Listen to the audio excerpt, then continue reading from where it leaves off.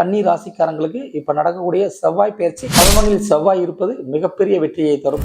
கெட்ட கிரகம் இயற்கை பாவியான செவ்வாய் 3, 6, 10, 11ஆம் இடங்களில் பயணம் செய்வது நற்பலனை தரும். படுபாவி அப்படின்னா 3ஆம் இடத்துக்கும் 8ஆம் இடத்திற்கும் அதிபதியான செவ்வாய் 11ஆம் இடத்தில் நீச்சமடைவது ரொம்ப ரொம்ப நல்லதை. கெட்டவன் கெட்டிடும் ராஜயோகம். கேதுவும் ராசியை விட்டு விலக போறாங்க.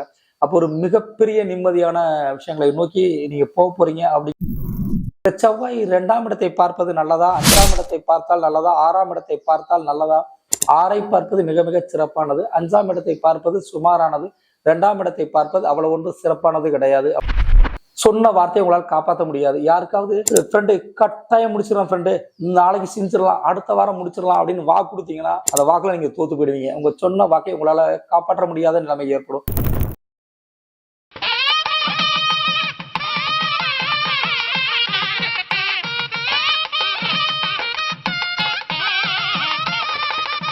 அம்மனருள் டிவி நேயர்களுக்கு வணக்கம். நான் உங்கள் ஜோதிடர் வள்ளலார் ஆர் ஸ்ரீரங்கராஜன். நம்ம இப்ப என்ன பார்க்க போறோம் அப்படின்னா, கன்னி ராசிக்காரங்களுக்கு இப்ப நடக்கக்கூடிய செவ்வாய் பயிற்சி என்ன மாதிரியான செயல்களை செய்யும். செவ்வாய் இந்த ஏப்ரல் மாதம் 7ஆம் தேதி மிதுன ராசியிலிருந்து வக்ரத்திலிருந்து நிவர்த்தியாகி கடகராசிக்கு வரப்போறாங்க. ஜூன் மாதம் 8ஆம் தேதி வரைக்கும் செவ்வாய் கடகராசியின் மேலேயே பயணம் செய்ய போறாங்க.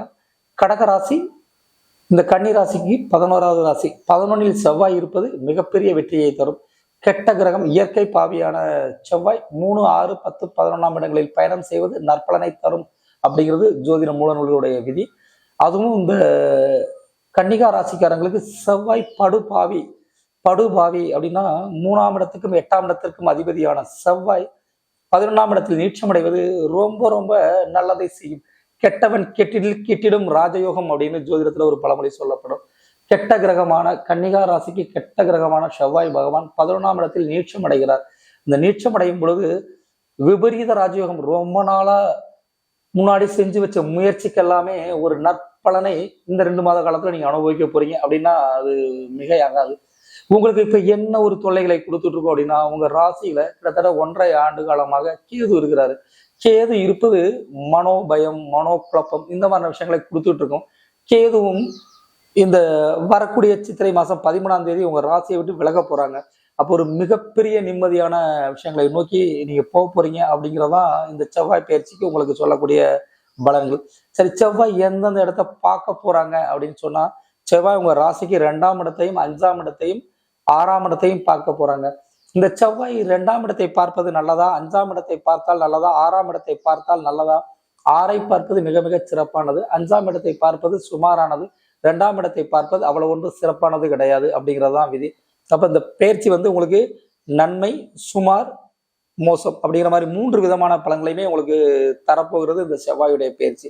முதலில் செவ்வாய் 4ஆம் பார்வையாக 2ஆம் இடத்தை பார்ப்பது என்ன செய்யும்.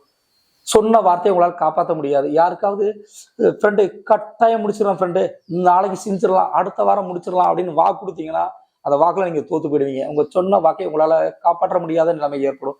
அதெல்லாம் எந்த ஒரு விஷயத்துக்கும் நீங்க வாக்குறுதிகளை தராதீங்க. பார்க்கலாம், செய்யலாம், போகலாம் அப்படின்ற பொதுவான வார்த்தைகளை நீங்க பயன்படுத்துறது உங்களுக்கு நன்மையான விஷயங்களை செய்யும். அதெல்லாம் எந்த ஒரு விஷயத்திலும் இந்த 2 மாத காலங்கள்ல உறுதியாக உத்தரவாதமாக எந்த ஒரு விஷயத்தையும் சொல்லி உங்களோட நண்பர்களிடம் பகையை நீங்க சம்பாதித்துக் கொள்ளக்கூடாது என்று உங்களுக்கு எச்சரிக்கப்படுகிறது. அடுத்து 5ஆம் இடத்தை செவ்வாய் பார்ப்பது ஏன் சுமார் என்று சொல்லப்படுகிறது. இது மிகச் சிறப்பும் கிடையாது, மிக மோசம் கிடையாது. 5ஆம் இடத்தை செவ்வாய் பார்த்தால் ஆன்மீக விஷயங்களில் விழிப்புணர்வு ஏற்படும். மக்களை ஒன்று திரட்டக்கூடிய வாய்ப்புகளை உங்களுக்கு தரும். அரசியலில் இருப்பவங்களுக்கு மிகப்பெரிய வெற்றியை தரக்கூடியது இந்த செவ்வாய் பயிற்சி. ஜனங்கள்ட்ட நீங்கள் என்ன விஷயம் சொன்னாலும் மிக சரியான விஷயங்கள் கவர்ச்சிகரமாக இழுக்கக்கூடிய வாய்ப்புகளை உருவாக்கி தரும். நீங்கள் சொல்லக்கூடிய நல்ல தகவலோ கெட்ட தகவலோ மிக விரைவாக நீங்கள் நினைத்த மாதிரியான விஷயங்களோடு மக்கள்கிட்ட போய் சென்று சேரும். அதனால இந்த செவ்வாய் 5ஆம் இடத்தை பார்ப்பது உங்களுக்கு நற்பலனையே தரும். செவ்வாய் 6ஆம் இடத்தை பார்ப்பது கடன், எதிரி, நோய், இந்த 3 விஷயங்கள்ல இருந்து உங்களுக்கு நல்ல விஷயங்களை ஏற்படுத்தும். கடனால் வரக்கூடிய அனைத்து விதமான தொந்தரவு தொல்லை, வங்கி கடன், நண்பர்கிட்ட கைமாத்து வாங்கினேன் என்னால தர முடியல, வட்டிக்கு வாங்கினேன் கட்ட முடியல, இஎம்ஐ என்னால கட்ட முடியல, வேலையில பிரச்சனை, வார சம்பளத்துக்கு போனேன், வேலை பார்த்தா சம்பளம் கொடுக்கல, இந்த மாதிரியான அனைத்து விதமான விஷயங்கள்ல இருந்து உங்களுக்கு விடுதலை கிடைக்கும் அப்படிங்கிற மாதிரி விஷயங்கள் உண்டு. எதிரி எதிரி இல்லாத ஊரில் நம்ம வாழவே முடியாது. எதிரியால தான் நம்ம வந்து வளர்ந்துகிட்டு இருக்கோம் அப்படிங்கிறதா உண்மை. அப்ப அந்த எதிரியை வீழ்த்தக்கூடிய, எதிரிலிருந்து வெற்றி பெறக்கூடிய ஒரு நல்ல வாய்ப்பு, நல்ல விஷயங்களை இந்த செவ்வாய் பயிற்சி உங்களுக்கு வந்து செய்யும். அடுத்து நோய், அறுவை சிகிச்சை செய்யணும் அப்படின்னு ஒரு டாக்டர் சொல்லிட்டாரு அப்படிங்கிற மாதிரியான விஷயத்துல பயந்துட்டு இருந்தேன் நம்ம. இன்னொரு டாக்டர்கிட்ட செகண்ட் ஒப்பீனியன் கேட்க போனா ஒண்ணுமே பிரச்சனை இல்லை, டேப்லெட்ல சரி பண்ணிடலாம் அப்படின்ற மாதிரி விஷயங்களை கொடுத்து உங்களுக்கு ஒரு இன்ப அதிர்ச்சி இந்த செவ்வாயுடைய பயிற்சி வந்து உங்களுக்கு தரும் அப்படிங்கிற எந்த ஒரு மாற்று கருத்தும் இல்லை. கன்னிகா ராசிக்காரங்களுக்கு வந்து புதன் உங்களுடைய அதி தேவதை. நீங்க வணங்கக்கூடிய கடவுள் ஆதிசேஷனை வழிபாடு பண்ணீங்கன்னா ரொம்ப நற்பலன், நல்ல விஷயங்கள் வந்து உங்களுக்கு ஏற்படுத்தும். புதனுக்கு பெருமாளை புதன்கிழமை நாள்ல துளசி மாலை சாத்தி வழிபாடு பண்றது உங்களுக்கு நன்மையான செயல் விஷயங்களை செய்யும் அப்படின்றது. அடுத்து உங்களுக்கு இந்த ராசியில கூடிய நட்சத்திரங்கள் அப்படின்னு சொன்னா உத்திரம், ஹஸ்தம், சித்திரை, இந்த 3 விதமான நட்சத்திரங்கள் இருக்கிறது. இதுல உத்திரம் சூரியனுடையது, விரையாதிபதி 12ஆம் அதிபதியுடைய நட்சத்திரம். அதுல இருக்கக்கூடியவங்களுக்கு இந்த செவ்வாயுடைய பயிற்சி என்ன செய்யும் அப்படின்னா, மண்ணை விற்கணுங்க, மண்ணை வித்து ஒரு கடனை கட்டலாம்னு நினைக்கிறேன், இந்த மண்ணை வித்துட்டு அங்கிட்டு ஒரு இடம் வாங்கலாம்னு நினைக்கிறேன் அப்படின்னு நினைக்கிறவங்களுக்கு அந்த மண் விற்பனை நல்லபடியாக விற்பனையாகும். அடுத்த மண் வாங்குறதுக்கான நல்ல வாய்ப்பு, நல்ல விஷயங்கள் வந்து உங்களுக்கு வந்து உருவாக்கி கொடுக்கும் அப்படின்றது. அடுத்து ஹஸ்தம், கன்னிகா ராசி. உணவு சம்பந்தமான தொழில், அரிசி வியாபாரம், மளிகை கடை வியாபாரம், சீசனுக்கு செய்யக்கூடிய வியாபாரம் செய்யக்கூடிய நேயர்களுக்கு ரொம்ப நற்பலன், நல்ல விஷயங்களை வந்து இந்த செவ்வாய் பயிற்சி ஏற்படுத்தி தரும் அப்படின்றது. அடுத்து சித்திரை, செவ்வாயுடைய நட்சத்திரம்.